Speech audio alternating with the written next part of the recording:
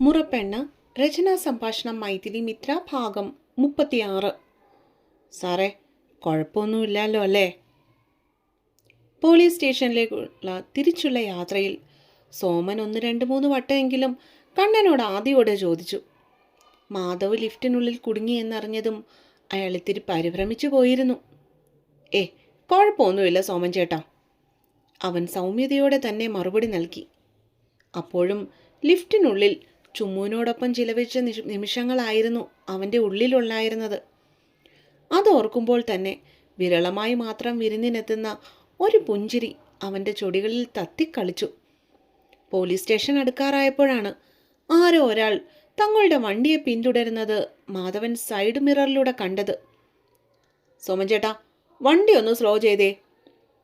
അത്രയും നേരമുണ്ടായിരുന്ന സൗമ്യഭാവം മാറി അവൻ്റെ മുഖത്ത് പൊടുന്നനെ ഗൗരവം നീങ്ങി നിറഞ്ഞു. എന്താ സാറേ? ചോദ്യത്തോടൊപ്പം തന്നെ വണ്ടിയുടെ വേഗത അയാൾ കുറയ്ക്കുകയും ചെയ്തിരുന്നു. പുറകെ വരുന്ന ബൈക്ക് ഒന്ന് ശ്രദ്ധിച്ചോ, അവൻ പൊടുന്നനെ നിർദ്ദേശം നൽകി. കുഴപ്പക്കാരാണോ? അയാളുടെ നോട്ടം പുറകെ തന്നെ വരുന്ന സ്ലോ ചെയ്ത ബൈക്കിലേക്ക് മാത്രം ഒതുങ്ങി. പൊടുന്നനെയാണ് കണ്ണൻ്റെ ശ്രദ്ധ ആ ബൈക്കിൻ്റെ നമ്പറിലേക്ക് നീങ്ങിയത്.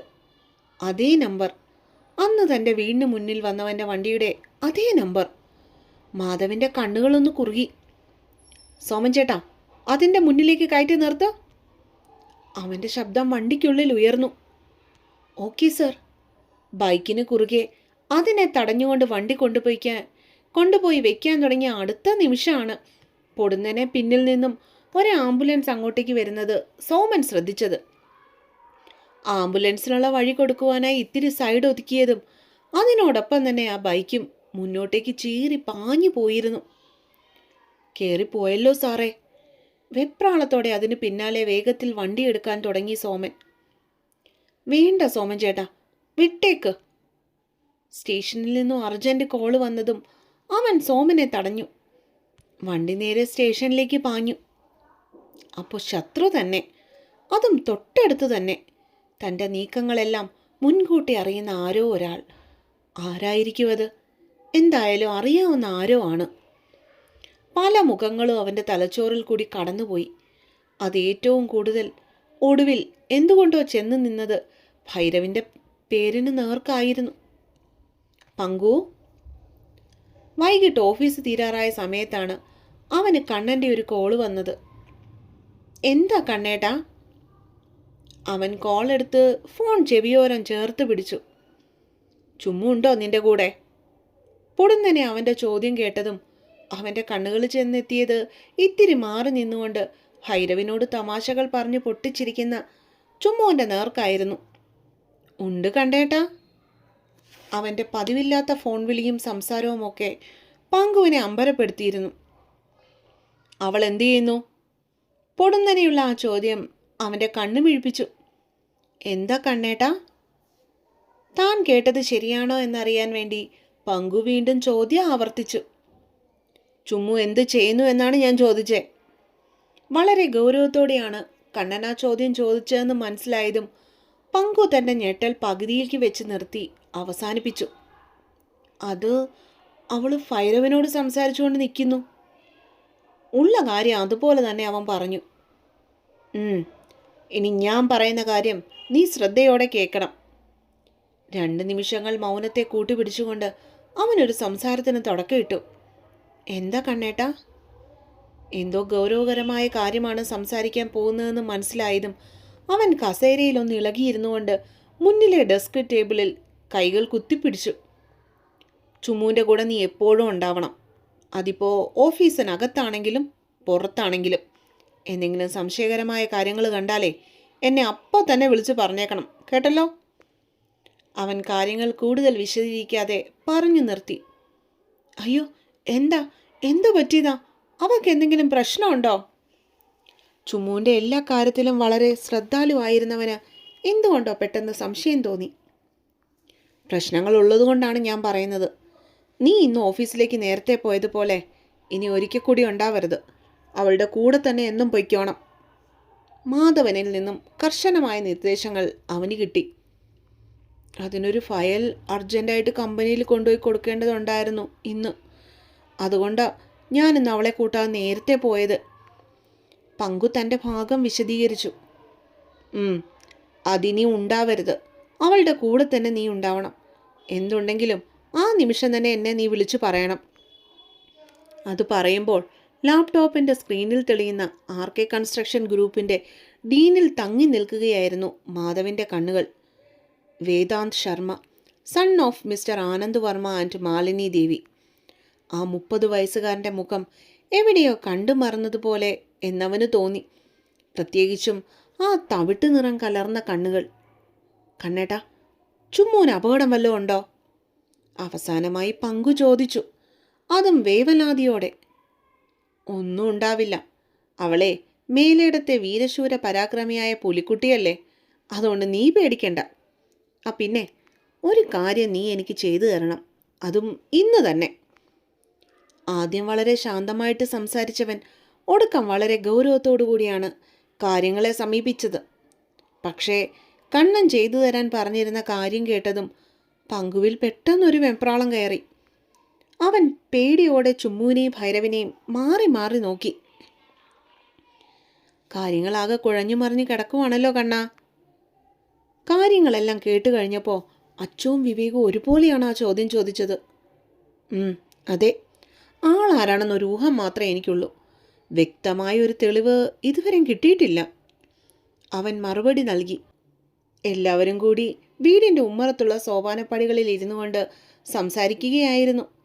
കഴിഞ്ഞ ദിവസം വീടിനു മുൻപിൽ വെച്ച് ആരോ അവനെ ഇത് ശ്രമിച്ചതും മാളിൽ വെച്ചുള്ള ഒരുവൻ്റെ ചുമ്മൂന് നേരെയുള്ള നോട്ടവും RK കൺസ്ട്രക്ഷൻ കമ്പനിയുടെ ഇപ്പോഴത്തെ ഡീലും ഒക്കെ കൂടി ഒന്നൊഴിയാതെ എല്ലാവരെയും പറഞ്ഞു ഏൽപ്പിച്ചപ്പോൾ കണ്ണൻ്റെ മനസ്സിലുള്ള സംശയങ്ങൾ തന്നെയായിരുന്നു ആ സഹോദരനിലും ചെന്ന് നിന്നത്. കണ്ണ, നിനക്ക് ഭൈരവന് ഈ വിഷയത്തിൽ സംശയമുണ്ടോ? പൊടുന്നനെ വിപിൻ തിരക്കി. ഉണ്ട്.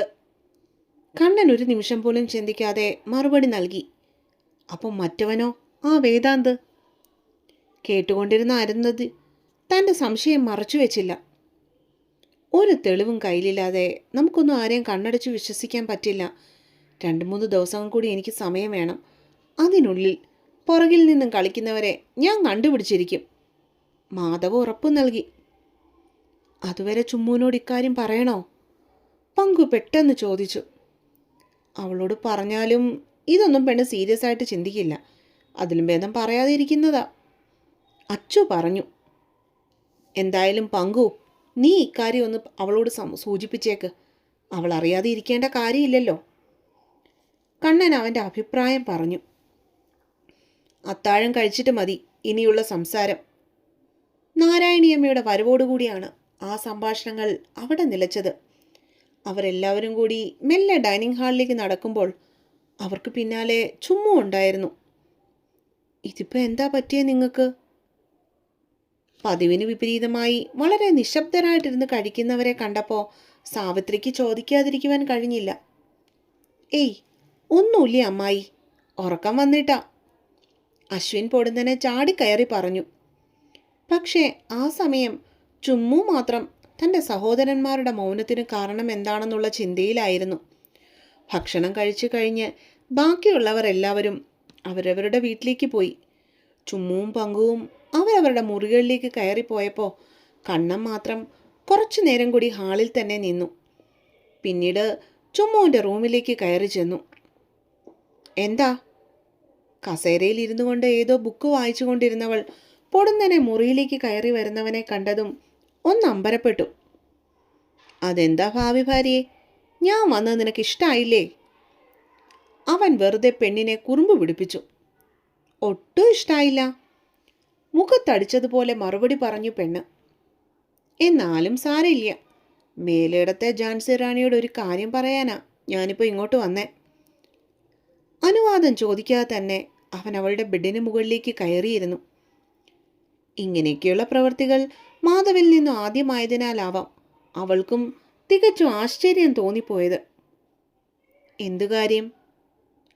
കയ്യിലിരുന്ന ബുക്ക് മടക്കി അടുത്തുള്ള മേശയുടെ മുകളിലേക്ക് മടക്കി വെച്ചവൾ. ഒരു അജ്ഞാത ശത്രു ഇറങ്ങിയിട്ടുണ്ട്. അതുകൊണ്ട് പോക്കും വരവും ഒക്കെ ഒന്ന് സൂക്ഷിച്ചേക്ക്. എന്തെങ്കിലും സംശയം തോന്നിയാൽ എന്നെ വിളിച്ചോണം. പാൻറ്റിൻ്റെ പോക്കറ്റിലിരുന്ന പെണ്ണിൻ്റെ വാച്ചെടുത്ത് അവൾ അറിയാതെ തന്നെ മേശയുടെ മുകളിലേക്ക് വെച്ചു മാധവ്.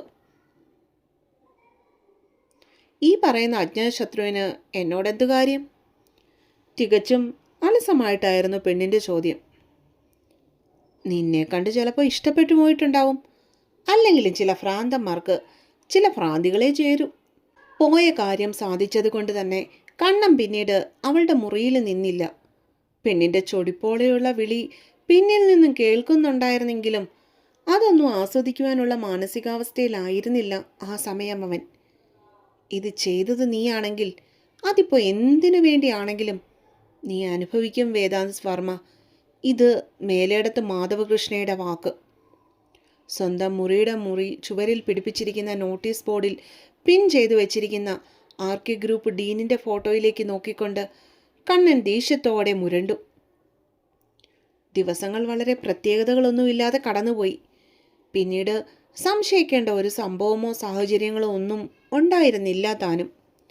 അന്നൊരു ദിവസം ഓഫീസിൽ വെച്ച് സിഇഒയുടെ ക്യാബിനിൽ ഫയലുകൾക്ക് വേണ്ടി ചെന്നപ്പോഴാണ് കുറച്ച് ഫയലുകൾ ടേബിളിന് മുകളിലായിരിക്കുന്നത് ഭൈരവ് കണ്ടത്. സാർ, ഇതല്ലേ അപ്ഡേറ്റ് ചെയ്യേണ്ടത്? വീണ്ടും ഒരു ഉറപ്പിനു വേണ്ടി അവൻ ചോദിച്ചു. അതെ, കൊണ്ടുപോയിക്കോളൂ. ദേവരാജൻ അവൻ അനുവാദം നൽകി. അയാളെ ബഹുമാനത്തോടെ ഒന്ന് നോക്കിയിട്ട് ആ ഫയലുകളുമായി അവൻ സ്വന്തം ക്യാബിനിലേക്ക് നടന്നു. ഇത് വേദുവല്ലേ? ഇവനെന്തിനാ മേലെടുത്ത് ഗ്രൂപ്പിനോട്ട് ടൈപ്പ് ചെയ്യാൻ ആഗ്രഹിക്കുന്നേ? ആദ്യം തുറന്ന ഒരു ഫയലിലെ ചില പേപ്പേഴ്സ് കണ്ടതും ഭൈരവിൻ്റെ ഉള്ളിൽ കൂടി ഒരു കൊള്ളിയാൻ മിന്നിപ്പാഞ്ഞു. അവൻ അതുമായി വിപിൻ്റെ ക്യാബിനിലേക്ക് പാഞ്ഞു. അതേസമയം പങ്കുവുമൊത്ത് കാപ്പി കുടിക്കുവാനായി മെയിൻ ഡോർ റോഡിലുള്ള കെഫ്റ്റേരിയയ്ക്ക് മുൻപിൽ ഒരു ബുള്ളറ്റ് ഒതുക്കി വെക്കുകയായിരുന്നു ചുമ്മു. വാടി വേഗം. അവൻ നേരെ ഷോപ്പിലേക്ക് നടക്കുവാനായി തിരിഞ്ഞു. വരുവാടാ പറഞ്ഞുകൊണ്ട് അവന് പിന്നാലെ നടക്കാൻ തുടങ്ങിയവളെ പൊടുന്നനെയാണ് ഒരു കൂട്ടം മുഖം മൂടി ധരിച്ച ആൾക്കാർ തുറത്തു വെച്ച വാനിലേക്ക് എടുത്തിട്ട് വാതിലടച്ചത്. ചുമ്മു. 2 അടി മുന്നോട്ടേക്ക് വയ്ക്കുവാനായി തിരിഞ്ഞു നോക്കിയവൻ കാണുന്നത് ചുമ്മു 2 അടി മുന്നോട്ടേക്ക് നടന്ന് തിരിഞ്ഞു നോക്കിയവൻ കാണുന്നത് ഈ ദൃശ്യമായിരുന്നു. അപ്പോൾ കാത്തിരിക്കുക കേട്ടോ. സ്റ്റോറി ഇഷ്ടമാണെന്നുണ്ടെങ്കിൽ നിങ്ങളുടെ കമൻറ്റ് തരിക.